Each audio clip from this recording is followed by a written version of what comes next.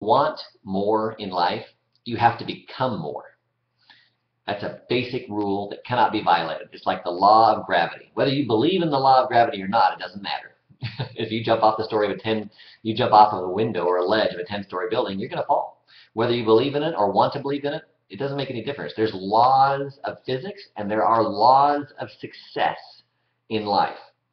Find out what they are and follow them.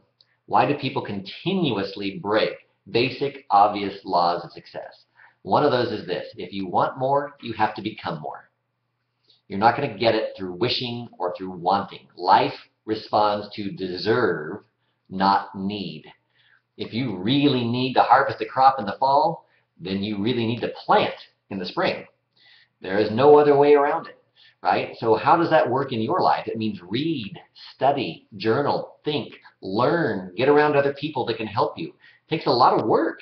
If you want to achieve more than what you're achieving now, you have to change. You have to grow and develop. This is not an easy process, which is why most people won't do it. The other analogy I like to talk about here is the airplane. Think about this. If you want to be successful in life, you have to get the airplane up to cruising speed. When you're in an airplane, the pilot gives the plane 100% throttle on the ground, right, to get the plane up to speed.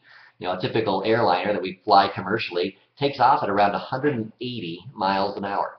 So they go from 0 to 180. They're still on the ground, but they continue to keep the throttle at full throttle. The plane breaks gravity, lifts off the ground, and then starts to climb. Do they let the throttle off at that point?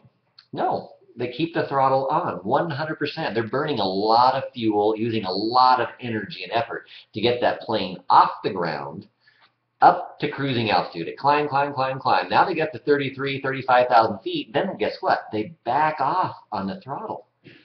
And now the plane is going 400 or 500 miles an hour instead of 180 like on the ground, 400 to 500 miles an hour and burning less fuel. It's called cruising. You're now at cruising altitude. Well, how did you get to cruising altitude? What's the first thing they tell you to do when you get on an airplane? Fasten your seatbelt, right? Anytime you're going to change altitudes, there's going to be turbulence. Expect that going in. You have two choices in life. You can go 100% to get your plane off the ground and break gravity and get up to cruising speed where finally things get easy. Then all of a sudden you can back off on the effort and it's still easy because you've got the plane off the ground. Or you can go 80%. You can go 80% on the ground. Don't give it 100% throttle, give it 80% throttle. Guess what? The plane will never get off the ground. You'll be driving to wherever you want to go on the ground instead of flying there. So one of your two choices: go 100% for a little while. It's not forever. Go 100% for a while until you get the plane off the ground, or go 80% forever. Most people choose the latter because they're not willing to go 100% to get the plane off the ground. They don't believe their efforts are going to really get it done. They don't have a clear picture of the promise, or they don't have a clear purpose. If you have a clear purpose, no problem. I'll pay the price. But if you don't have a clear purpose, you're just kind of existing. Why am I going to go 100%? I'd rather go play ball with my buddies, go drink some beers after work, go have fun. I'm just going to go 80%, kind of cruise. Guess what? Your whole life is going to be that way.